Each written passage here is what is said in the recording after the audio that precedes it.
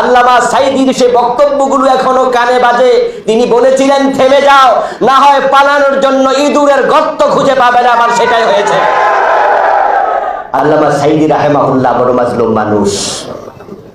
ওনার কথাগুলো শুনে আমার কাছে এখন মনে হয় একজন আল্লাহর ওলিকে আমরা হারিয়েছি। হ্যাঁ, উনি আজকে বেঁচে থাকলে হয়তো আমরা আপ্লুত হতাম, খুশি হতাম উনাকে পেয়ে।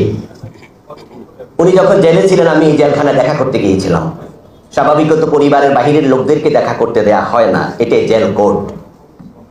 কিন্তু উনার পরিবারের সাথে আমার পার্সোনাল সম্পর্কটা খুবই প্রগাঢ়, যার কারণে ওনাদের সাথে আমাকে একবার নিয়েছিলেন। এর আগে হুজুর থেকে অনুমতি এনে তারপরে আমি গিয়েছি।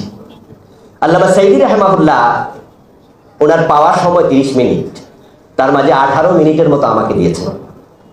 উনি আমার সাথে যখন কথা বলতে শুরু করলেন,